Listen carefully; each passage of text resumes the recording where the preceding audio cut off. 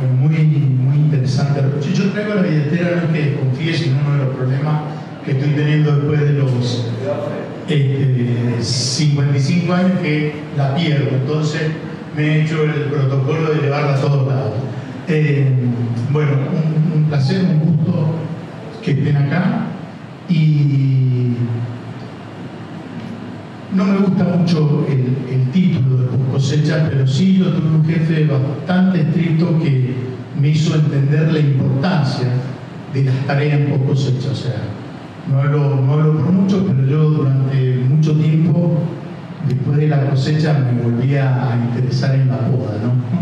Porque, bueno, se cosechaba también más tarde, por diferentes factores, ¿no? Pero básicamente por zonas y por punto de madurez, y son ya paradigmas que van cambiando un poco, por lo tanto cada vez hay mayor tiempo entre el periodo de cosecha y la primera helada. Por ahí lo sigo poniendo en homenaje a ese jefe que me hacía trabajar después de la cosecha, cuando yo quería volver en la poda a plantear firme la tarea, pero en realidad deberíamos llamarle tareas otoñales, porque no todas de las actividades de post cosecha o de las tareas post cosecha hay que hacerlas necesariamente sin uva. Algunas se pueden hacer sin ningún problema, teniendo la uva en la planta, si fenológicamente la planta la necesita. Ya no hay esa idea de decir, no, mirá, porque tenemos uva no vamos a empezar la fertilización, porque muchas veces hablar de fertilización post cosecha, por poner un ejemplo, implica trabajar con hojas amarillas donde ya no tienen ningún efecto. Entonces en ese caso hay tareas que sí se pueden realizar con la uva en la planta, aunque no se haya realizado la cosecha, pero sí en una época fenológica, o podemos hablar meteorológicamente otoñal, ¿no? Así que bueno, esa aclaración la hago porque uno muchas veces se encierra en pensar en que todo es una vez que se haya terminado la cosecha, y se pueden dar dos factores o dos casos: que la cosecha sea muy temprana como este año y algunos manejos puedan llevar a la reactivación de la planta, lo que es malísimo, y hay años en que se puede cosechar muy tarde y ya es muy tarde para que sean eficientes algunas tareas. No solamente fertilización, sino también hablar de algún tipo de curación, sino también hablar del uso de verdeos, y también, ¿por qué no hablar de algún tipo de labranza, donde no siempre es necesario hacerlas una vez terminada la cosecha? Bueno, esto es un poco de un resumen de lo que se puede, de algunas tareas que se pueden realizar post cosecha. A mí hay lugares donde me ha costado mucho, porque sí está un poco la cultura de decir, mira, nos focalizamos 100% en cosecha.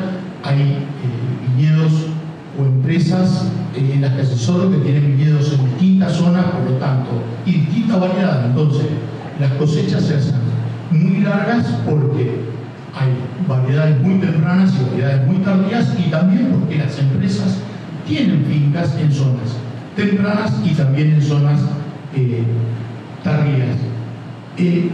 No está la foto de Clos, pero muchos la conocen. Yo puse esa foto porque este viñedo lo hicimos cuando cumplí unos 20 años trabajando en viticultura, y empecé a entender la importancia del mapeo del suelo y la importancia de que sea la geografía y la meteorología, y por qué no, y quizás lo más importante del suelo, lo que defina las parcelas, y no una distribución arquitectónica, ¿no? Decir, bueno, lo vamos a hacer cuadrado y le era de 120. Hice mucho así y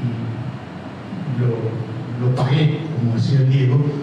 Bueno, no, esto es anecdótico, no tiene nada que ver con la charla, pero es un viñedo muy lindo, como el Tallarí, donde realmente se han hecho muy diferente a lo que yo venía haciendo, sin corredores ecológicos, tratando de pensar en la eficiencia, desmontando todo. Nada, por eso puse esa foto, para recordarme la importancia del respeto de la geografía y demás. Bueno, dentro de las tareas que yo insisto en realizar, la primera es un diagnóstico general de viñedo y marcación de planta. Un encargado viejo que tenía siempre me decía que en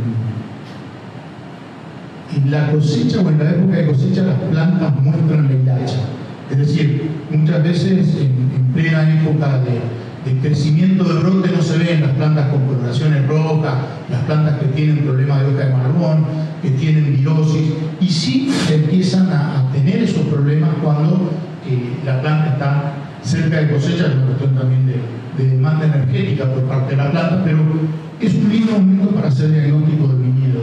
Es decir, marcar aquellas plantas que tengan problemas, ver qué está pasando a nivel de algún tipo de enfermedades, algún tipo de deficiencia. No vamos a entrar ahora en una especialización en eso, pero sí deficiencias como de magnesio, algunas de potasio, empiezan a verse, y por algunos proteínicos, empiezan a verse en esta época. O sea que es muy lindo sacar fotos de los viñedos por las distintas coloraciones que se dan, sobre todo cuando los otoños son largos, pero muchas veces esas coloraciones no son por diferencias varietales, sino por algún tipo de problemas que pueden tener las plantas, sobre todo relacionados con la nutrición, con los micronutrientes, y también relacionados con algún tipo de hongos de la madera o virosis, que después vemos si se puede solucionar o no, pero por lo menos tener en cuenta ese tipo de diagnóstico y marcación de planta. La siembra de verdeo me parece un punto importante. Otra vez, es un punto que no siempre tiene que estar relacionado con la cosecha. Uno puede cosechar con un verdeo ya sembrado. Que puede ocurrir que se pise, que salga más homogéneo, menos homogéneo, o que al rastrear haya problemas si llueve, de que ese suelo incorpore más agua y haya más probabilidad de enfermedades. Bueno, son riesgos que se corren, pero lo cierto es que en un Cabernet Sauvignon, en una zona muy alta, esperar a cosecharlo para sembrar un verdeo de otoño o de invierno, las probabilidades de emergencia, sobre todo cuando es por riego por goteo, son mínimas. Entonces, muchas veces depende más de una cuestión de fecha óptima de siembra y lluvia o movimiento de la manguera, si se quiere. Entonces, en la siembra de verdeo no es una tarea que tenga que ver muchas veces con la cosecha. Sí, lo ideal sería, por una cuestión, sobre todo de ingeniero, tengo los tractores con el tracto, obviamente, muchas veces es una cuestión logística, pero si no hay un tema logístico se puede hacer. Después vamos a ir desarrollando un poquito más estos temas. El laboreo del suelo también me parece importante, y lo vamos a ver la relación con el punto que viene, que es la carga del perfil de humedad. Todo el tema de fertilización por cosecha, acá no estamos apartando de si es con materia orgánica, si es con ácido, si es NPK, simplemente hablar de la fertilización por cosecha, donde otra vez el término debería ser fertilización otoñal. Porque un chardonnay cosechado el 2 de febrero o el 29 de enero para base espumante, si nosotros inmediatamente empezamos a realizar nuestra fertilización por cosecha, bueno, lo más probable es que tengamos un reinicio de las puntas de crecimiento que se hayan frenado. Esas puntas de crecimiento consumen no solo el fertilizante, sino la reserva de las plantas, y si tenemos la mala suerte de tener una helada temprana, llamémosle 15, 20 de abril, bueno, todo lo que gastó el fertilizante y la reserva para ese rebrote va a terminar siendo helado y nunca va a volver a la planta. Entonces, acá sí me gusta hablar más de fertilización otoñal más que por cosecha. Un punto importante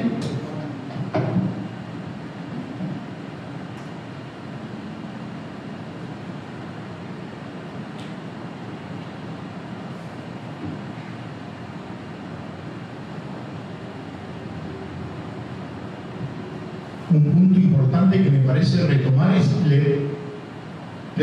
la evaluación del manejo hídrico anterior, otra vez, volviendo a la base de las plantas muestran silacha. Todos los problemas hídricos tienden a manifestarse muy cerca de cosecha. en años que son relativamente cálidos, entonces, como este, ¿no? Entonces, todos problemas que puedan haber en válvulas, en punta de mangueras, en sectores pedregosos, hay muchos que realmente hay una cuestión de diseño del equipo de riego que no se puede modificar. Entonces, hemos tenido transpiraciones arriba de 6, 7 milímetros y por ahí los equipos están diseñados para 4 o 5 milímetros. Después discutimos si regamos poco cada día o riego largo cada X cantidad de días, no importa, eso es manejo. Pero lo cierto es que puede haber un desbalance, pero muchas veces puede haber un problema de mantenimiento, es decir, malas regulaciones de válvula o mal mantenimiento de las mangueras, donde hace, otra vez, vuelvo a la palabra de mi querido Antonio Ferrari, fue encargado durante muchos años de CLOC conmigo, ahora sigue trabajando un incansable laburo, que decía, bueno, las plantas muestran hilacha, en esta época se ven todos los problemas, entonces es un buen momento para la observación.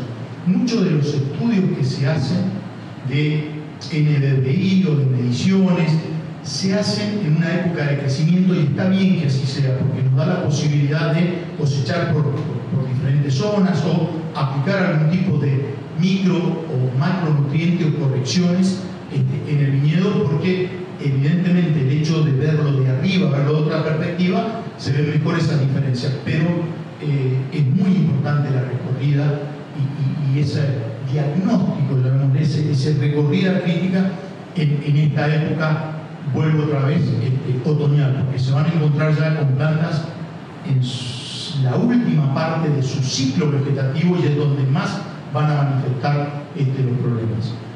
Limpieza y mantenimiento del sistema de riego también no es un tema que se pueda andar mucho, hay puntos claros, vamos a hacer después un pequeño resumen qué pasa donde hay represas, donde no, pero es un tema que se debería hacer antes de empezar el invierno, sobre todo si hay que lavar sales con algún producto y ese producto está muy relacionado con ácido fosfórico, donde también estamos haciendo una fertilización. Análisis varios. Es una época interesante también de realizar los análisis, y yo lo he utilizado mucho desde Jujuy, porque empiezan los problemas otra vez de bolo, empiezan a manifestarse en esta época, entonces es la época para ver a qué se deben algunas sintomatologías que vemos, como así también los análisis de salinidad, de fertilidad y sobre todo el tema de nemátodos. Tenemos que tener en cuenta que la post cosecha es una época, o el otoño es una época, pero ahí sí la post cosecha, porque el hecho de retirar uva en las plantas sí se da un pico de crecimiento radicular importante y ahí es el punto para muestrear nemátodos. Y también es el punto para controlarlo, y es un punto para controlarlo, si bien hay muchísimos productos registrados, y es un punto para controlarlo con tranquilidad, o sea que hay cero riesgo en post cosecha de aplicar un nematicida y tener problema en el vino. Por ahí en primavera, que es el otro pico de crecimiento, y lo vimos en la charla anterior, también tenemos la posibilidad de hacer el control de nemátodos, pero ahí ya tenemos que tener cuidado con los productos. Yo estoy hablando siempre de usar productos registrados, pero muchas veces que el producto sea registrado, si la cosecha se adelanta, puede ser que los límites de residuos no sean admitidos, digamos, por determinados mercados. Bueno, y por último, la realización de mugrones. Este es un término, a mí me gusta porque soy un fanático de los mugrones.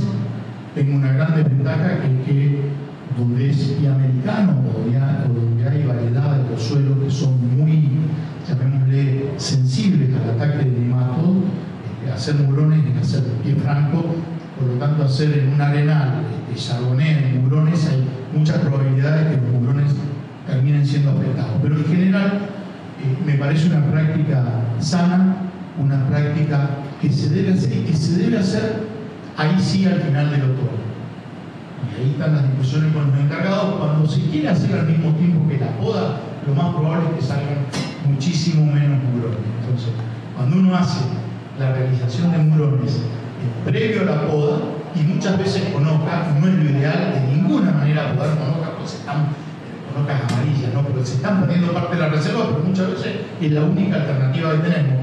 por un 2% de murones que se hagan, no se van a habilitar esas plantas que dan origen a los murones, pero nos da la seguridad que el podador después no corte los murones. Primer objetivo, el diagnóstico general del viñedo. ¿Qué es lo que podemos ver? El estado sanitario de la canopia, el rendimiento de la parcela, el estado nutricional, estado fisiológico. Si hay problemas de salinidad helada o senescencia natural, eso es importante diferenciarlo y después vamos a ver una foto. Pero sobre todo el tema de salinidad. Muchas veces el tema de salinidad se empieza a notar en esta época. Hay una explicación, generalmente esta época es la de mayor lluvia, por lo tanto, cuando es por riego o por goteo, los camellones están con mucha salinidad, por lo tanto llueve, la salinidad del camellón va al bulbo de riego y empiezan a mostrarse los síntomas. Por lo tanto, es importante, o por el análisis, o por si hay que realizar algún tipo de lavado. Por goteo lavar es difícil, pero no es imposible, pero me parece interesante hacerlo. Y otro diagnóstico que hay que tener, muchachos, es el nivel de compactación en el suelo. Todo lo que estamos hablando de agricultura regenerativa, de la red trófica del suelo, de las bacterias, los hongos, las cifas y todo lo demás está muy relacionado con el agua y el oxígeno en el suelo. Sin oxígeno no solo no hay crecimiento de raíces, que no lo hay, sino que tampoco hay actividad microbiana en el suelo. Por lo tanto, el nivel de compactación, después de 4 poblaciones, más el tractor con la pulverizadora, más la cosechadora, es importante por lo menos evaluarlo, que más no sea a través de una camitata. Eso sería para cerrar el primer objetivo de diagnóstico. Muchos pueden estar de acuerdo, muchos no, pero a mí sí me parece importante el estado de la canopia. ¿Qué puede pasar? Y me ha pasado, y ahí viene la pregunta, y muchas veces me hacen, hemos cosechado, empieza a llover, hay problemas de peronóspora en los brotes nuevos que va bajando alguna hoja. ¿Hay que curar? Sí, muchachos, hay que curar. ¿Por qué? Porque la canopia tiene que llegar lo más sano posible a la primera helada. Ustedes piensen que una canopia en buen estado, que se cosecha, sigue produciendo, no sé, 1 grado Brix por semana. Como ese Brix o esa producción de fotoasimilados no tiene uva, va toda la reserva. Es una fertilización post cosecha gratis, la que estamos haciendo si la canopia sigue en buen estado. O sea, se tiene que seguir regando y tiene que seguir sana. Después, si conviene desde el punto de vista económico, es otro tema, pero que fisiológicamente la canopia tiene que permanecer sana e irrigada por gente hasta la primera helada, está fuera de discusión. Bueno, esta foto me gusta, esto es close, flechas, esto es un Cabernet Franc, no todos los años se puede ver el color, pero en otoño largo sí, y esto es senescencia natural. Esta foto de estar tomada el 15 de mayo, por lo tanto, este viñedo se va a haber cosechado mediados, fines de marzo, por lo tanto, esto ha tenido prácticamente 40 días de producción de fotoasimilado para reserva. A diferencia de una canopia helada. ¿Por qué es importante diferenciar una canopia helada? Porque no tiene ningún tipo de sentido algún tipo de fertilizaciones, sobre todo NPK, cuando la canopia no está en actividad. Entonces, por lo tanto, dentro del diagnóstico es importante la calidad de canopia que tenemos. Es importante el riego, es importante la fertilización, pero también es importante la sanidad. Bueno, seguimos desarrollando los puntos que habíamos hablado con cosecha.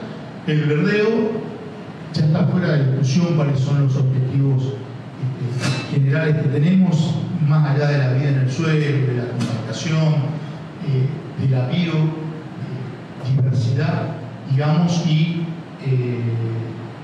podemos hablar también de la mejora de la estructura. Estamos hablando también de lo que es la red trófica del suelo, o sea, de lo que es hongos y bacterias que se generan por los exudados de todas las plantas, ¿no? Pero cuando uno tiene el verdeo con actividad, se empieza a encontrar con una actividad microbiológica, independientemente del fertilizante que use, independientemente de si fertiliza o no, hay una actividad microbiológica que no la tiene.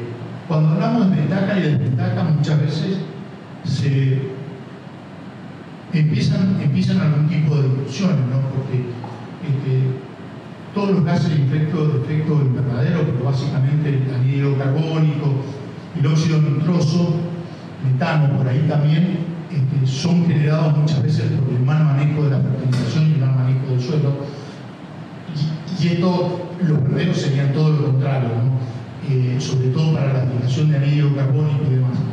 Pero dentro de las desventajas tenemos que tener en cuenta, sobre todo cuando se maneja la línea de plantación también con verderos, para no usar herbicida en la agricultura orgánica, el exceso de consumo de agua. Es algo que no me quiero poner en discusión. Me encanta tener el suelo vivo, me encanta tener la línea de plantación vivo.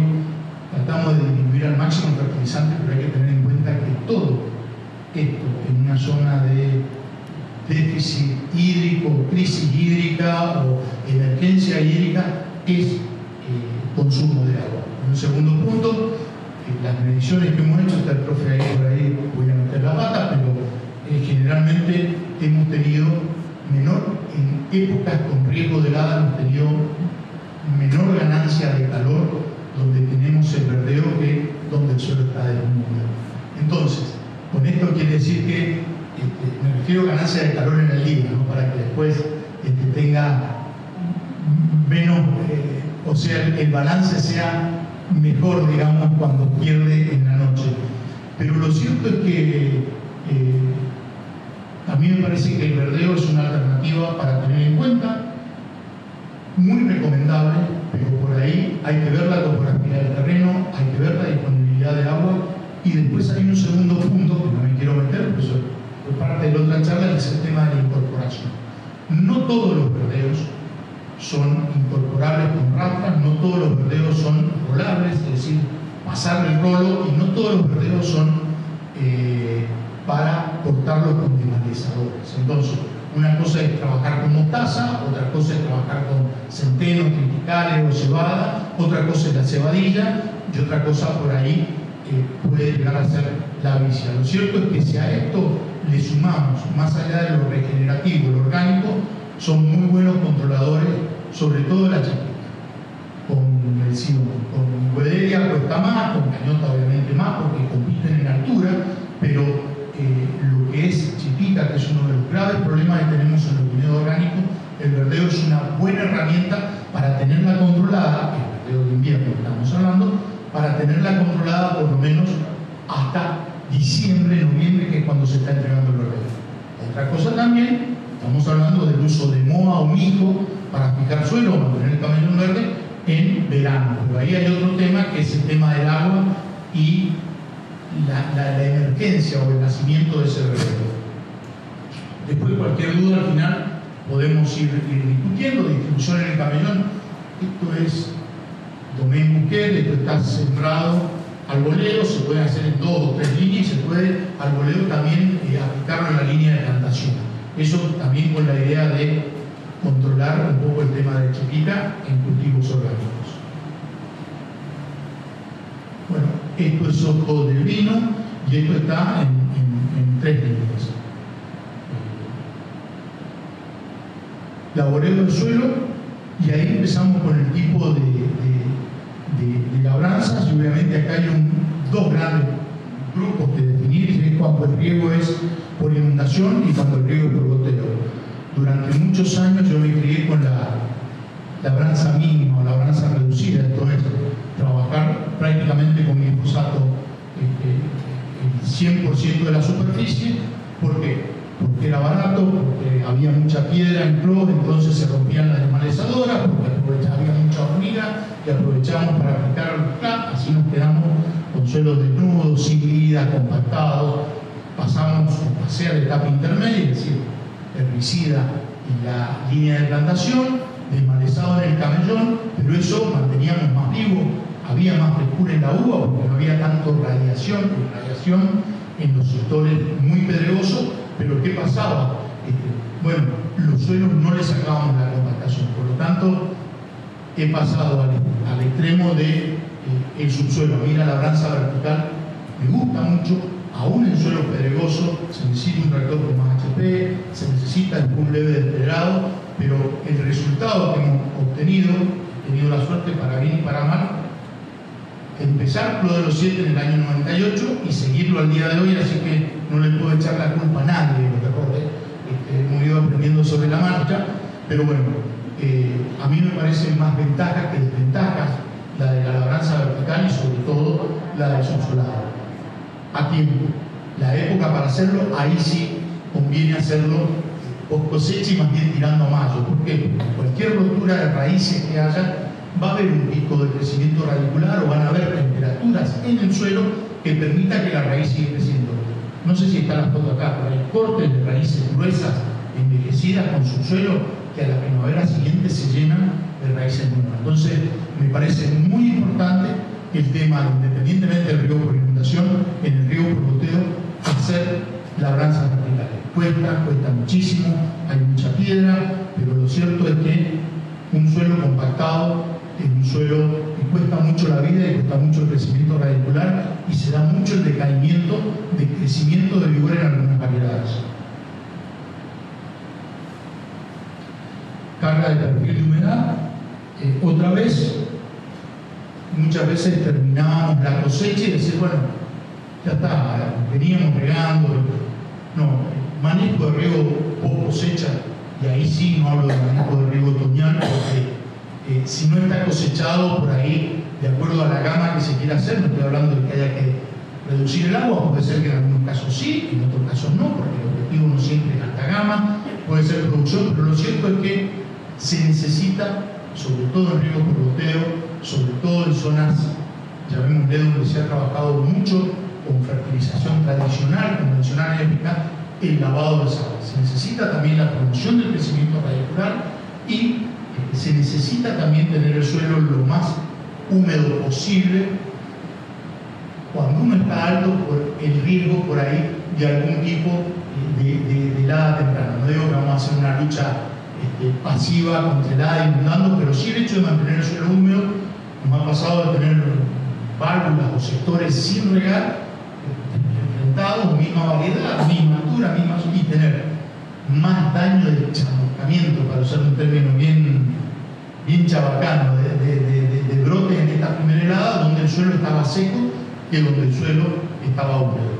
Ni hablar de lo que es el nacimiento de verdeo o pasturas naturales. Por lo tanto, la carga de perfil de humedad en post cosecha, pero pensando hacia el fin del otoño, porque otra vez volvemos a lo mismo. Si activamos la irrigación o los riegos largos apenas se termina la cosecha en el mes de enero, lo más probable es que también se produzca una reactivación de crecimiento. Entonces, ahí, bueno, y la fertilización post cosecha es completar el esquema definido en primavera. O sea, uno puede definir qué porcentaje agrega en primavera, qué porcentaje agrega en post cosecha, pero yo fui parte de una época en la agricultura donde la fertilización otoñal o post cosecha muchas veces no se hacía, era todo primavera, porque se cosechaba tarde, se terminaban con hojas amarillas, porque el nitrógeno, la uva, sobre todo cuando se trabaja en tanques chicos o en microvinificación. Entonces, si uno hace una corrección con magnesio, al final, bueno, o potasio, digamos, porque sea necesario,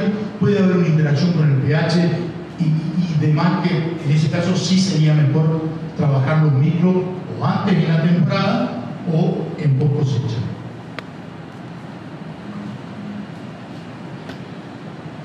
Bueno, esto es Inca de Marcia Pelleriti en la consulta.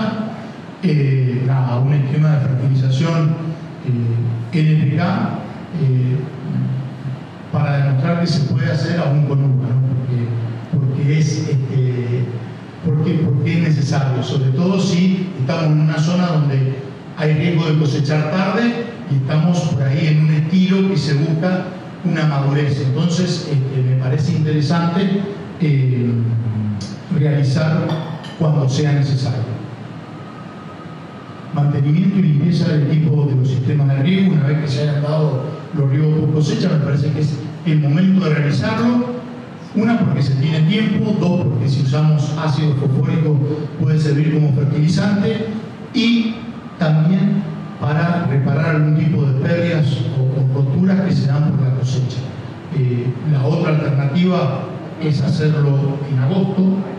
Es otra alternativa. Yo prefiero generar que el equipo pase limpio el invierno y después, sí, en agosto, realizar la calibración de válvulas y un mantenimiento un poco más liviano que en post cosecha.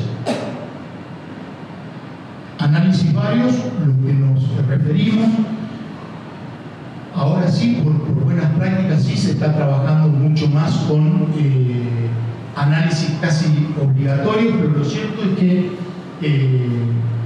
me parece importante en esta época empezar a realizar los análisis, sobre todo de agua, pensando también a nivel Argentina, ¿no? Donde las variaciones de boro pueden llegar a ser importantes o disminuir en el invierno y ser una buena oportunidad para lavar, y también por lo que hablamos recién del análisis de nemato y también el tema de análisis de fertilidad para saber cómo terminó el ciclo y pensar o programar la fertilización para el próximo ciclo.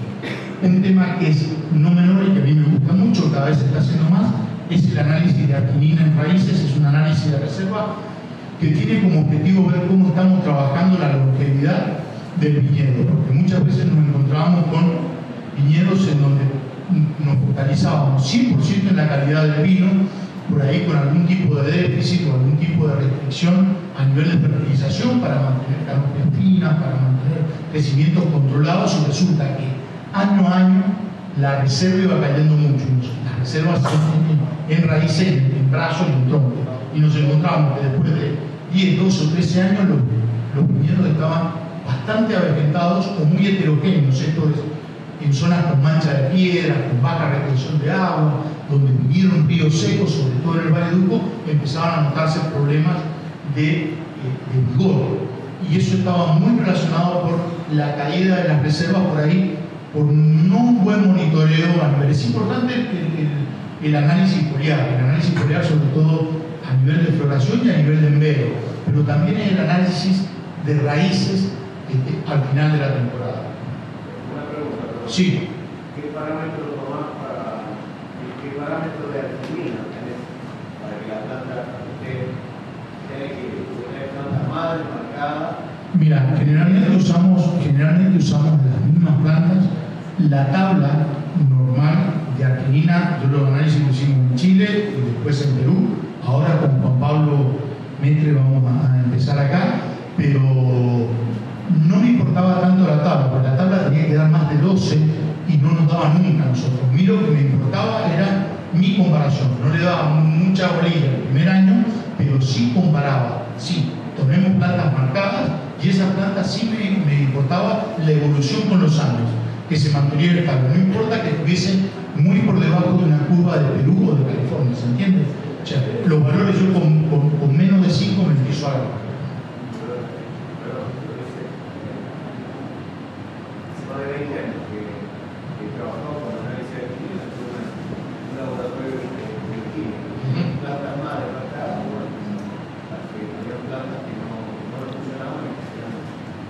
Muy marcada la diferencia.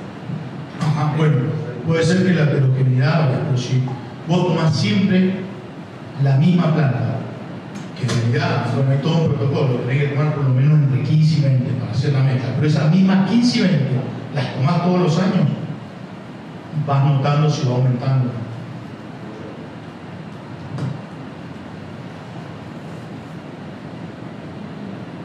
Bueno, el último punto, que es la realización de mugrones, no, esto venir a explicar, digamos, en Mendoza cómo se hace un mugrón no tiene mucho sentido, pero sí yo recalco porque a mí me parece un método excelente en riego por goteo para ir evitando el aumento del número de fallas. Ese aumento del número de fallas se ve agravado por el control mecánico de malezas, por el uso de Intercepa. Cada vez estamos teniendo aún más problemas de fallas o de rotura de planta. Me van a odiar la gente del Intercepa, pero en realidad no es por un problema del Intercepa en sí, sino por torceduras de planta, porque no se tomaron bien, o muchas veces por problemas de calibración, o que se ponen a manosear los sensores, entonces se tiene el problema, pero la Intercepa funciona sin ningún problema. Bueno, este es el chivo del libro que he escrito de plantación de viñedo, para que lo tengan en cuenta. Va a salir ya la parte escrita. Esto es digital. Y bueno, todas las redes sociales, en todos lados estoy como Marcelo Canatel. Así que bueno, quedo abierto. Prendan las luces y quedo abierto a las preguntas.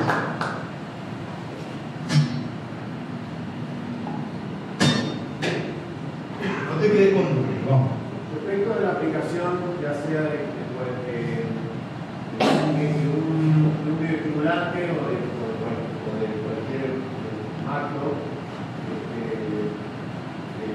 vos haces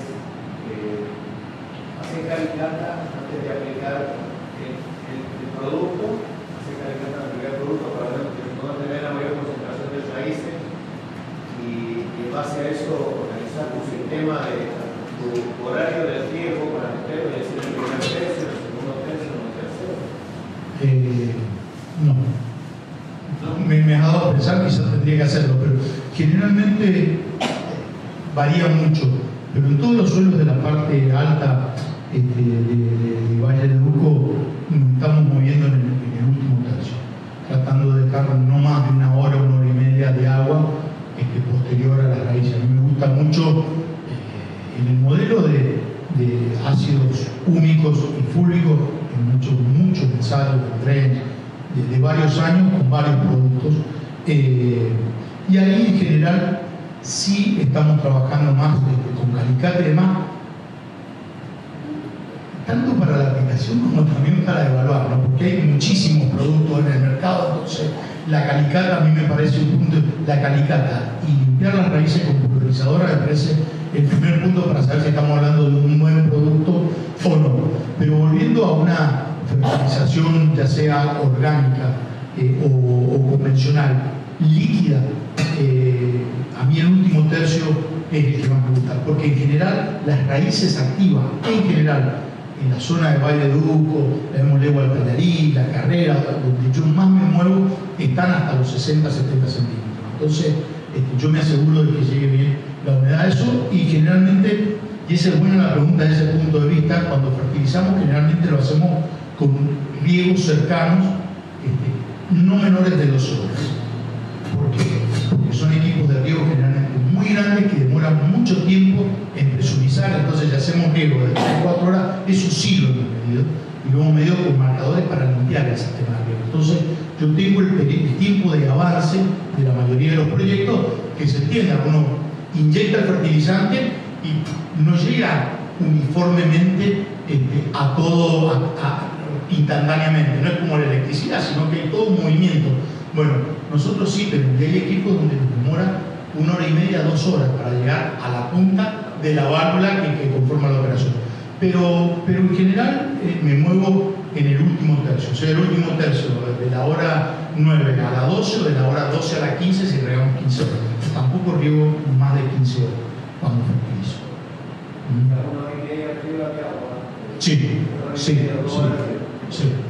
Sí, porque si no, cuando hemos estado apurados y todo, más allá de la ineficiencia o no, en el viñedo, no la sé, sí en una proliferación de maleza también.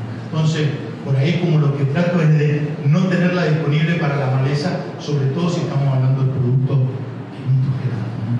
Así que esa hora y media, después a mí me da la tranquilidad de no tener tanta competencia o tanto problema de maleza. Sí.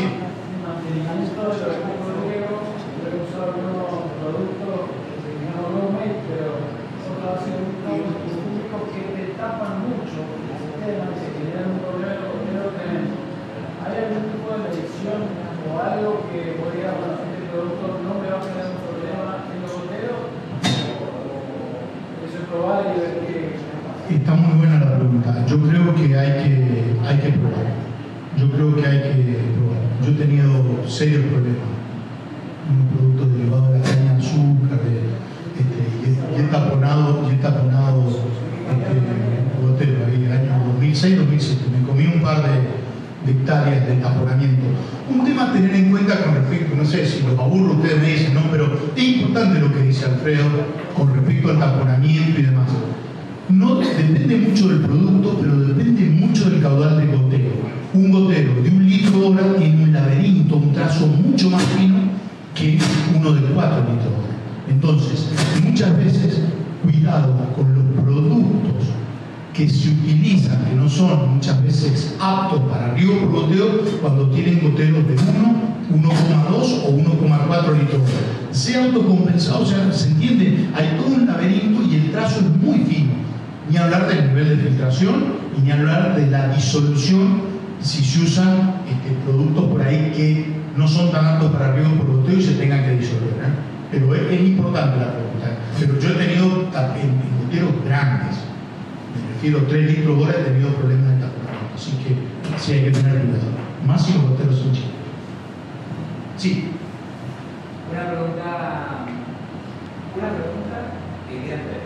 Yo quiero saber, Marcelo, ¿qué opina, con toda experiencia, en esto que dijiste de que un verdeo consume más agua, en un contexto donde a lo mejor no tenemos tanta agua? ¿Qué opinarías sobre una agroquímica que es resistente a consumir el verdeo? Esa es la primera. Opinión. 2. Tenía un profesor Hunter de Sudáfrica que decía: haga la cosecha, así sea que a 7 días de la vida de hoja o a 30 días, pero hágala. Y teníamos la de Keller que dice: si no tiene 30 días de hojas, no se gaste en aplicar una cosecha. Tercero, agricultura 4.0. Hoy es muchísima tecnología animal y procesamiento de datos. ¿Cómo te manejas? ¿Qué haces con toda esa información? ¿Qué hace Marcelo? Vamos a me encantó la primera pregunta. No está innovando, ¿no? Cuando sembramos en Patagonia, hoy es Malma, antes era en el Cuene de los Piros, después no lo pudimos sacar más. Es de lo más invasivo, rústico, resistente para sacar. Y lo he visto en de cero, lo he visto me encanta la Agropiro. Una de las fotos de ahí era Agropiro, pero bueno, en Malma creo que lleva 20 años ya, ¿no? Y hay cuadros donde todavía hay otra maleza, que es el pelo chancho, que es complicada, pero el Agropiro no lo uso. Es muy bueno porque lo puedes sembrar tanto en verano, primavera como otoño, pero después es imposible sacar. Tu segunda pregunta, la escuela de mi gran maestro Carlos Ticio, si no tengo 20 o 25 días de hojas activas, no fertilizo con nitrógeno. Porque estamos hablando, conozco a Cous, a mí me dio clase en la maestría cuando venían acá, pero bueno, lo vimos en Chile también, pero por ahí fósforo, potasio, otros elementos uno puede fertilizar más allá de la hoja, pero a lo que dijiste vos, a lo de que. ¿Y la última pregunta? ¿Cómo vos usas la 4.0? Con tu criterio en esta tendencia todo digital, imagen, registro, la primera conclusión es que me estoy poniendo viejo. Pero eso es bueno, porque lo hablamos, tengo colegas a los que respeto muy bueno, uno es Alex Bulén, está muy lejos, otro es Pablito Minatelli, tipos que. Y bueno, tengo la suerte de que he pasado muchas horas en los viñedos, entonces, que también es un problema, ¿no? Entonces, ¿viste? Cuando pasás 10.000 horas haciendo algo, yo creo que ya tengo 50.000 horas en los viñedos, entonces voy viendo, es como, que no, me cuesta adaptarme. No he tenido buenas experiencias, y esto lo digo con NDVI volando. Sí, lo hacíamos, después me decía el encargado: bueno, esta diferencia, mirá, Luis Pérez, para dar nombre y apellido, y ahí enojo de vino, esto es una válvula, esta válvula se está regando mal, porque mirá, justo de acá, no, ingeniero, y eso sacó la foto cuando he rastreado, y realmente una rastra, un despampanado, hay filtros, ¿no? Hay filtros, pero creo que es lo que se ve, y a mí me ayudaría mucho, y estoy haciendo esfuerzo, bueno, con Pablo vamos a hacer algunas ensayos, con Pedro Tauber también, porque ¿cuál es el tema de esto? Cuando uno es asesor y no puede depender de su cuerpo, es decir, de la calicata, por ahí uno tiene que aprender, eso también te lo da esas 10.000 horas, ¿no? Es decir, bueno, me imagino que el problema de hormiga puede estar acá, pero para llevar, tener una información de todos los proyectos que uno lleva. Tengo la suerte de trabajar, no sé, en Neuquén, Río Negro, Chubut, San Juan, Mendoza, Cafayate, vine de ayer, Jujuy. Es necesario. Yo creo que me guste o no, cada vez me va a costar menos y lo voy a tener que tratar de incorporar. Sí, me cuesta ver, interpretar una imagen cuando no coincide con el video. Eso me pone, o cuando hay muchos filtros que agregar. Termino a mí buscándome el índice de vigor, cuatriciclo, pasando por hilera por hilera, carísimo. Y ya nadie lo quiere hacer porque el dron lo saca, pero bueno, creo que es lo que se viene, muchachos, hay que adaptarse, y hay que verlo porque de arriba se ven mucho mejor las cosas, ¿no? Una visión más global. Hay que ver, hay unos satélites que me gustan mucho las imágenes, pero bueno, hay que tener en cuenta las nubes, ahí hay que ver varias cosas, pero sí creo que es lo que se ve. Sí, creo que las tres preguntas, no Agropiro, Escuela de Carlos Ticio y amigarse con la tecnología.